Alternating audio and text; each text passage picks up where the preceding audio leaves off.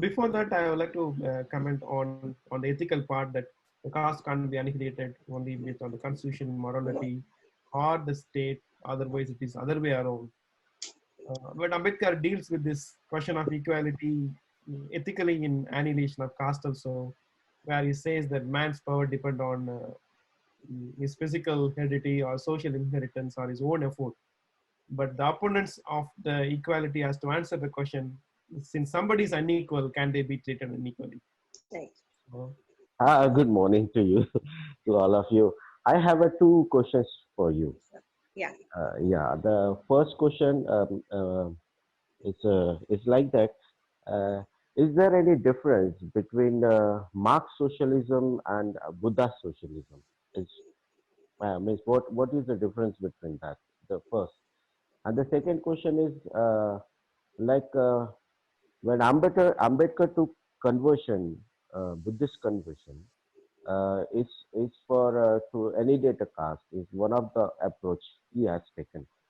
But the question is that even after taking the conversions, why this project of annihilation? Do you think the project of annihilation has been succeeded or it is going on? Means, why it is like that?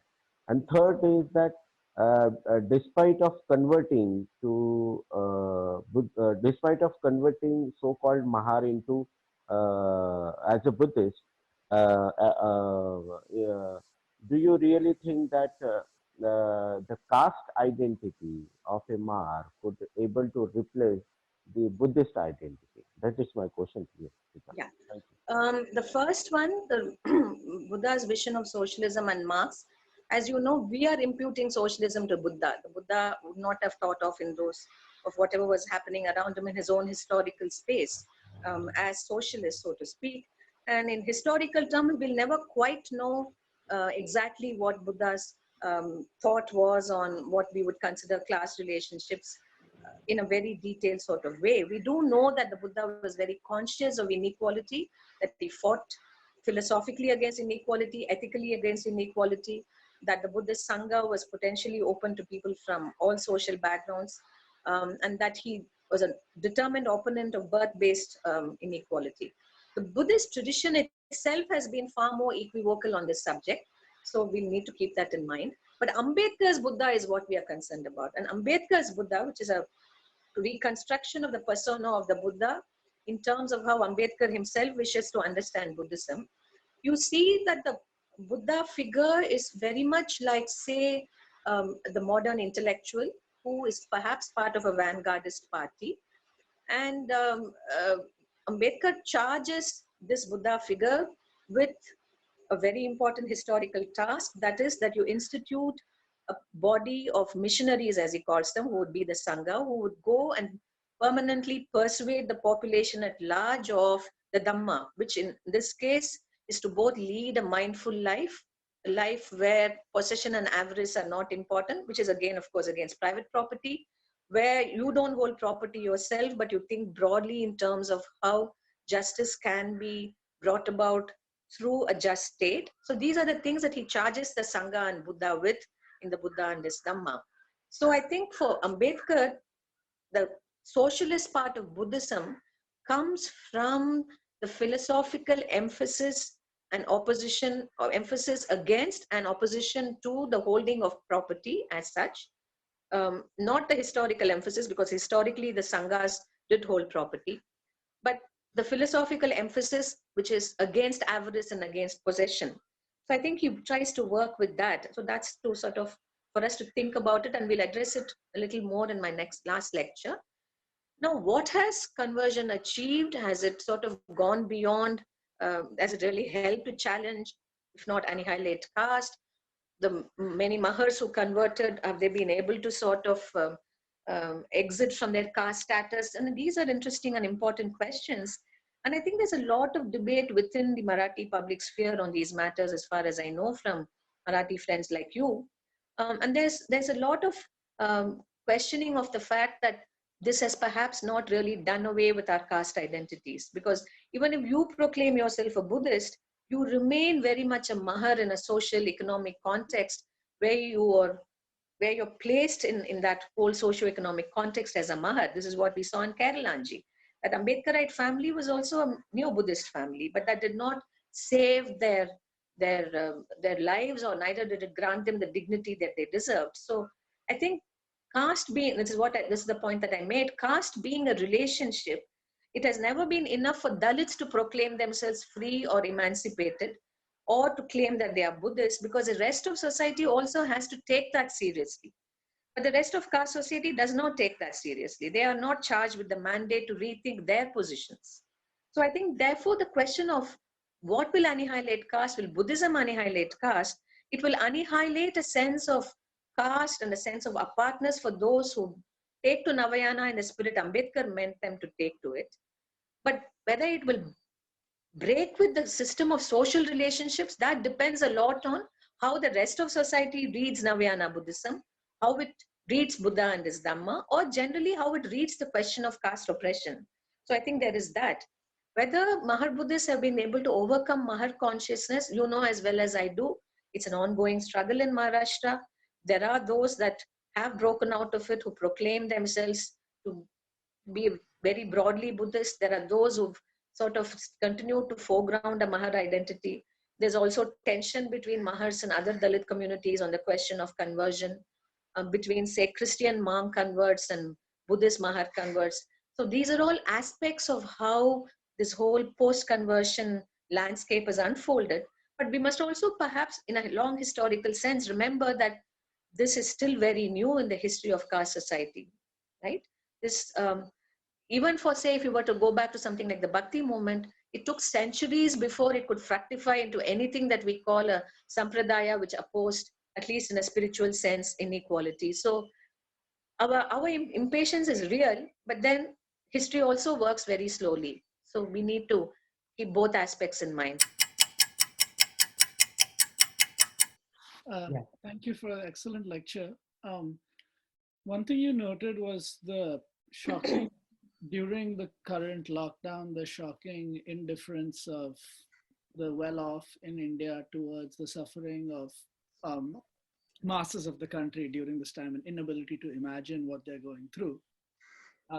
And I understand that that ties into your point that I imagine that most rich people do not see a relationship between themselves and poor people. It's Exactly. basically their suffering is truly indifferent.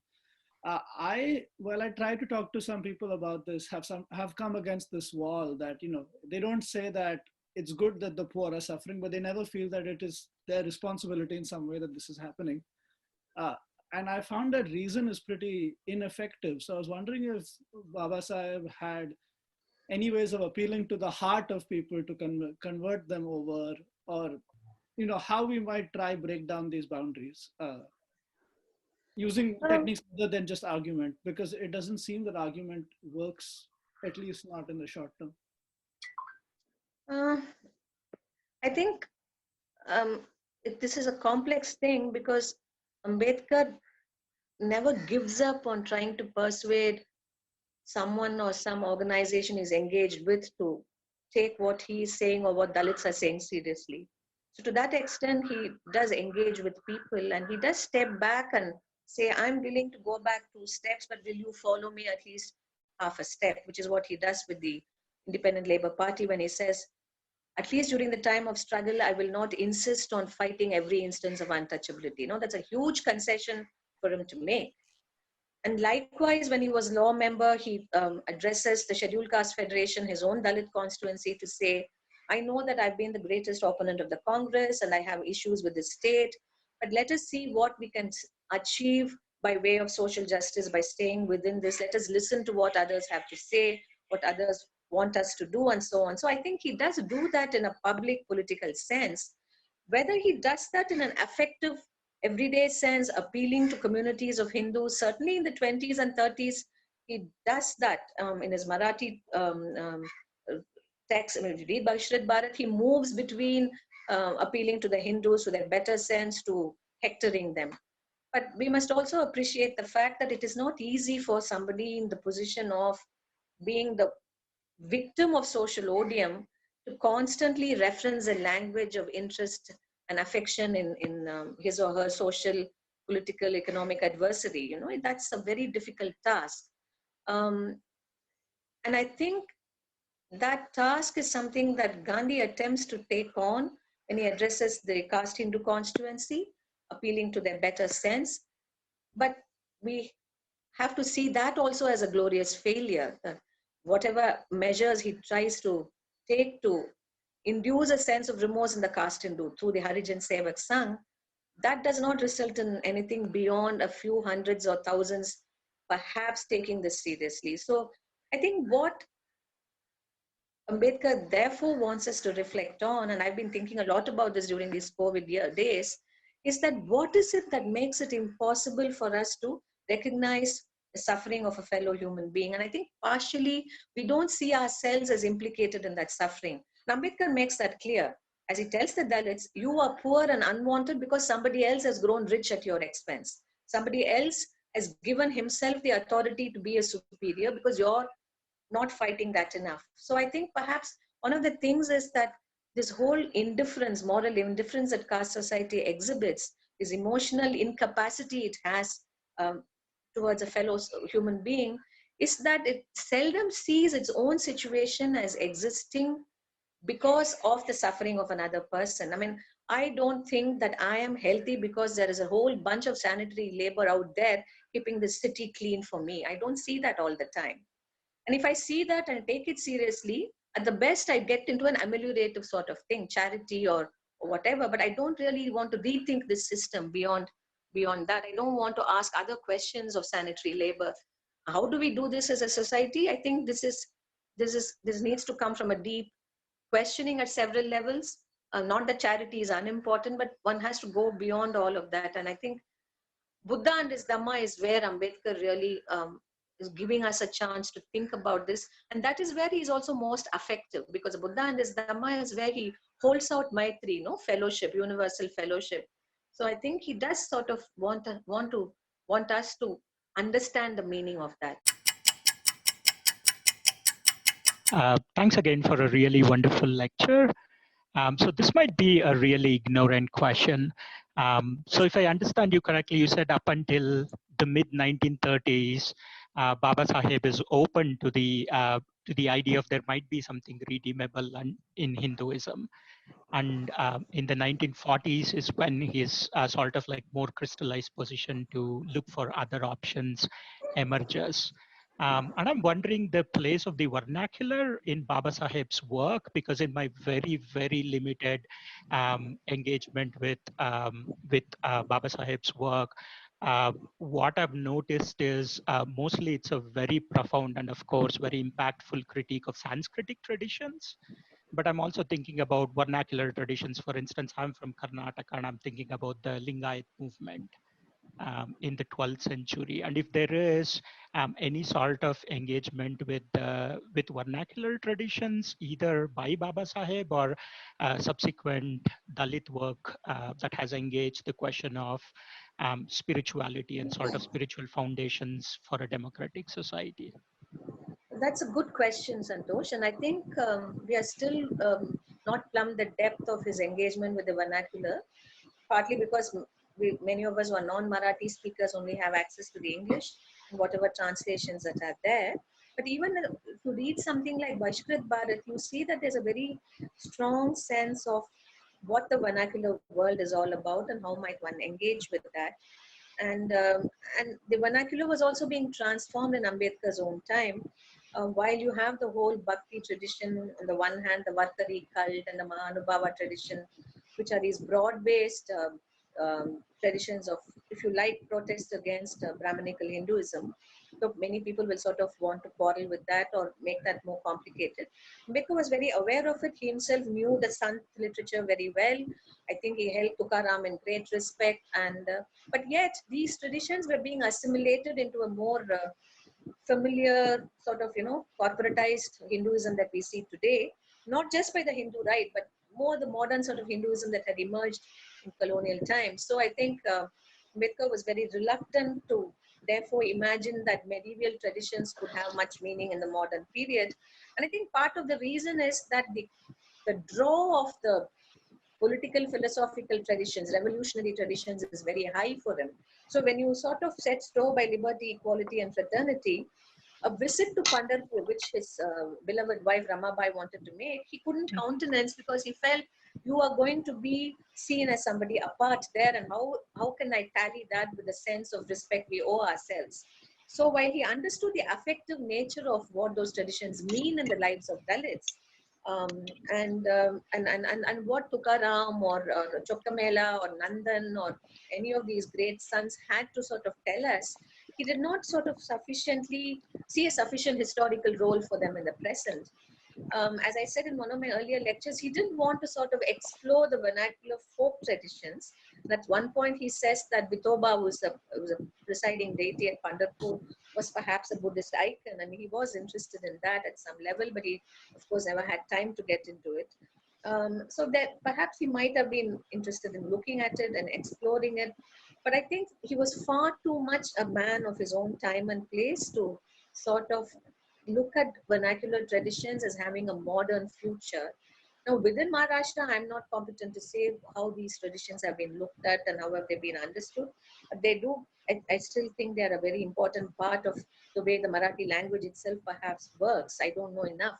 I'm sure Marathi friends can add more to that. But if you look at, say, the corpus of Marathi Dalit literature, the richness of that, the affective power of that perhaps owes as much to the power of the vernacular, which is drawing from these various traditions. So in a very roundabout way, one might say they have a relevance, but I am not in a position to answer that part of your question, which I think is a very interesting question. Thank you. Thank you, madam. I have two questions. First is a historical one. That ever since late 30s and 40s, when Ambedkar openly declared that he will not die as Hindu, and the process of conversion, the reflection on it, and the public enunciation begins. What were the responses to Ambedkar from southern India, particularly from Madras Presidency, from self-rights movement, lead up to 1956 and even after the conversion? So that is the first question. The second is that caste as a paradigm was cutting across various religious denominations in colonial South India. So was the question of conversion thinkable across the religious denominations during the colonial times? Or was, do we have any evidence where Ambedkar was thinking about raising the question of conversion across religious denomination and not just away from Hindus as such? And a related one is that in our times, if not in Ambedkar's times, is it possible now for us to think this question once more, especially in the light of something happened or something which has been happening in southern India for some time, where the conversion to Islam is seen as something which has an immediate, concrete social consequence than to Buddhism, because Buddhism is seen still not as a part of a everyday sociality where the lower castes who want to move away from Hinduism would still feel that embracing Islam provides a feeling of fellowship. Yeah. Thank you. Those are all very good questions. Southern India was extremely receptive to Ambedkar's critique of Hinduism.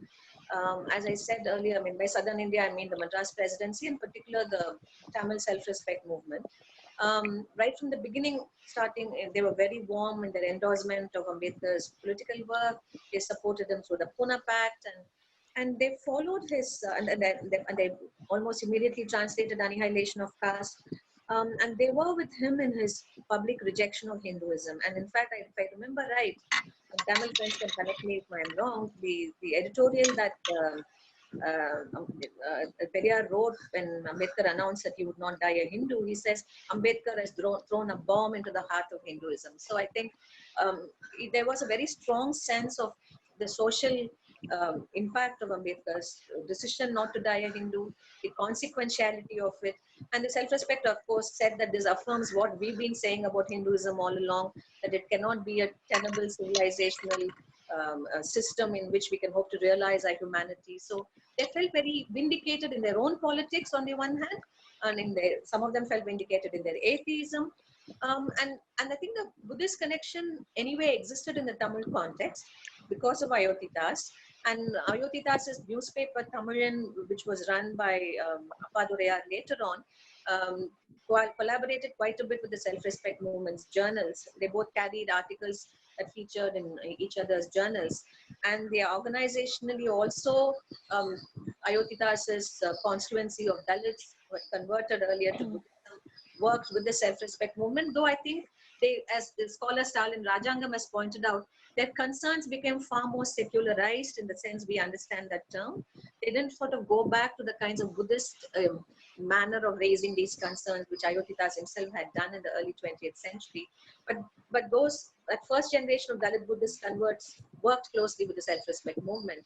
And Periyar himself addressed several Buddhist conferences that were held in South India. And he set great store by the Buddha as a figure who refused the idea of God, of the Atman, and so on. But he himself did not see conversion as a possibility for his movement. Individuals, of course, could do what they like, but for Periyar, it was important to keep constantly countering Hinduism rather than say that I will exit from you and move away. That was his position as far as his own personal attitude towards conversion was there. But of course, he was there at the Nepal Congress along with Ambedkar at the Buddhist conference where he spoke with him and had a dialogue with him on the subject. So I think that's something that one can safely say was a very important aspect of the debates within the Tamil context as it existed at that time. Now, the second question, whether Ambedkar envisaged this as a conversion along, across religious communities, let's put it this way. He wanted Dalits to get away from the Hindus, as one of his essays is titled. Away from the Hindus is what was paramount on his mind. But then when he announced the decision that he will not die a Hindu, of course, as we know, several religious leaders, political leaders with strong religious sensibilities approached him. Muslims did, the Christians did, the Sikhs did, all of whom imagined that perhaps he would want to convert to one of their religions. And at that point in time, Ambedkar weighs the options in front of him. And one of the considerations is, of course, have these religions managed to do away with caste within their constituencies? And Ambedkar argues that they may not be like Hinduism in that there is no sacred mandate for caste. Inequality is not sacerdotal in Islam or Christianity or Sikhism. But that does not mean caste divisions have gone away entirely. And he does talk of the divisions within these religions in terms of caste. He seems to have been drawn to Sikhism, both for politic and other reasons. But as we know, none of those things really fructified into anything in the 1930s and early 40s. But one interesting thing that we could all look at is the relative weight that, not weight so much, the manner in which he looks at Christian conversion, which I think is something that was close enough in history for him to think about, and the pros and cons of it, and the importance of Jesus as a figure for him.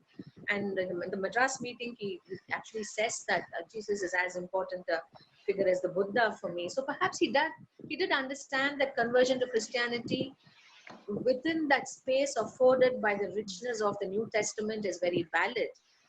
But he did not see Christian conversion as having addressed all the other issues to do with social and economic oppression. And that's how he looks at Christian conversion as such. But in terms of whether he wanted Hindus and those who had converted to Islam and Christianity to turn to Buddhism, I don't think he addresses them specifically, but certainly he debates the relative merits of conversion to Christianity and staying a Hindu. That he certainly does. And he's very familiar with the Bible, and I think his engagement with Christianity was quite substantive in that sense. Now, in the Tamil context, where Islam has been a draw, where even recently there have been people who've converted to Islam, but equally there have been pockets of people converting to Buddhism in the contemporary context. So how does one understand that? I think that the history of Tamil Dalit organizations, of Tamil Dalit thought worlds, is a huge project in the making, and there's an young generation of Dalit scholars who's attempting precisely that, the work of Ayotidas, even the achievements of the Harijan Sevak Sangh, such as they were in the Tamil context, what other Dalit leaders had to say about religion, and the draw of Islam. And that's interesting. The draw of Islam has also been because there's a long tradition of the self-respect movement endorsing the claims of Islam for the undercaste and Dalits. That conversion to Islam might be one way of destigmatizing oneself, of being part of a community, of being part of a sort of a kin order. You know, Ambedkar also said great store by this kinship that religion afforded, and Periyar said much the same thing. So there's been this sort of drawing towards this option towards converting to Islam. It's been very profound also for those who converted as a spiritual and as a political and as a social experience, I think. And also the alacrity with which I think the various Tamil Muslim political and social formations have shown themselves to be on the side of all those who are fighting caste. And that's an important thing to keep in mind. The sort of almost intuitive manner in which sections of the Tamil Muslim community have come forward in this venture, right from the 1920s onwards, in fact. One of the doyens of Tamil Muslim writing, Dawood Shah, he was asked to speak at the first self-respect conference. So that's a complex and interesting question. So I leave you with those few observations for the moment. Hi, thank you so much. So this question kind of follows from Santosh's earlier question. And I was thinking about your earlier lecture where you talked about how there were multiple formations of Muslim political identity and the Muslim League was one. And then you referenced it today about how contemporary kind of debates between Meher, Dalit Christians and Buddhist converts. And Santosh asked about regional variations, but I had wanted to know about that, but then you spoke to that. So I was wondering about, in the contemporary period, if there were other strong Dalit political formations in other parts of India that he had to speak to and against, and how he engaged with other kind of political formations about Dalit political identity. And I'm asking this because I'm struggling. I'm an anthropologist and I'm struggling with, I work with this community that I've done long-term research with this community that migrates from Pakistan, like southern Pakistan to Rajasthan. And they are very invested in identifying as Hindu. They're mostly lower caste. And once they come to India, they start to also recognize themselves as Dalit, but they don't see a tension between both identities. Mm-hmm. And so I'm just wondering, if you could speak more to this. Sure. And that's another good question. I think right now we are in a better position to understand some of these things because of the kind of rich histories that are emerging of the Dalit movement from different parts of India. And Ramnarayan Rawat's work in the United Provinces is one thing. The earlier work by Mark Jugendsmeyer on the other movement and work on Ayotitas in Tamil Nadu, Aloysius's work, Stalin Rajangam's work. And the work that's being done in Telangana on the Dalit movements there in the early period, and in Kerala, of course, which Sanil Mohan has initiated and others are taking up. I think all these point to the existence of very strong, distinctive, historically evolved Dalit cultures. But I think also many of these cultures, whether they were politically active or socially and culturally very active, I think Ambedkar's advent into the political life of colonial India, of modern India, drew many of them to Ambedkar's own kind of politics. And I think while not all of them agreed with everything that he had to say, and there was a lot of disagreement on the question of conversion, especially when Ambedkar said he would not die a Hindu, there were people that worked with him very closely, like Rettamalai Srinivasan, who was with him at the first roundtable conference, who took exception to this remark and did not think that was the way to go. There was MC Raja, who for strategic reasons did not wish to align with Ambedkar on the question of conversion.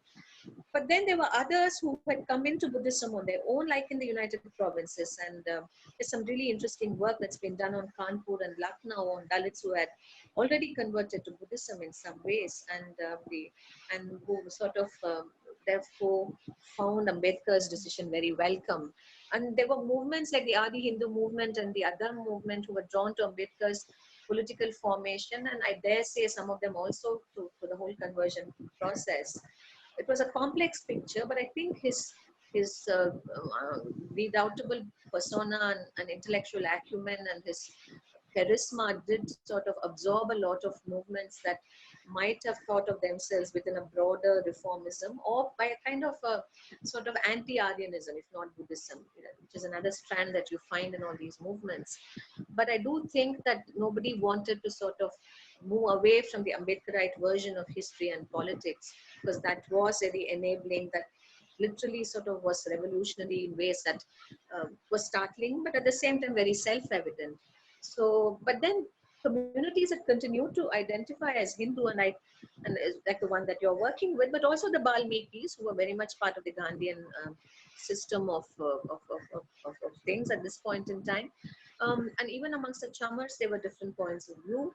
But I think the sense of what Ambedkar meant by Buddhism, and here I'm really risking an argument, and I don't know these regions very well, but that sense of being opposed to Hinduism was in any case even built within environments that still construed themselves to be Hindu. This is something we might want to look at also. For instance, there was an entire generation of Dalits who joined the Arya Samaj in the early 20th century. Now, they were not Samajics in exactly the same way as, say, Lajpat Rai was or Shraddhanand was. So within that space, they still had room to sort of insist on their ways of being Hindu, which included very strong, anti-caste tendencies. If you take the work of someone like Santram, who invited Ambedkar to the Jetpak Todak Mandal meeting, there's been some really interesting work on Santram by the historian Charu Gupta. And she points to how complex his own position was. So I think while people may not have agreed with his decision to convert, their decision to stay within what could very broadly be called Hinduism was also not Hindu in that sense. There were ways in which they tried to excavate a place for themselves in those formations.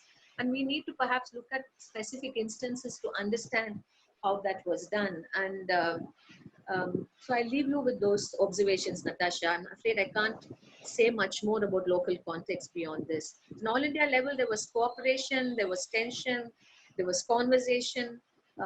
But there was also a sense of Ambedkar as having been a very powerful magnetic force. So that's also something we need to keep in mind. Thank you. Professor, I just want to emphasize on the on the dichotomy between philosophy and practice that you emphasized on today's lecture.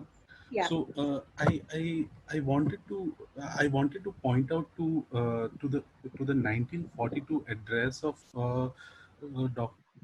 Ambedkar in the All India Depressed Classes Conference Yeah. on the occasion of formation of the Scheduled Caste Federation, where he advised people to educate, organize, and agitate.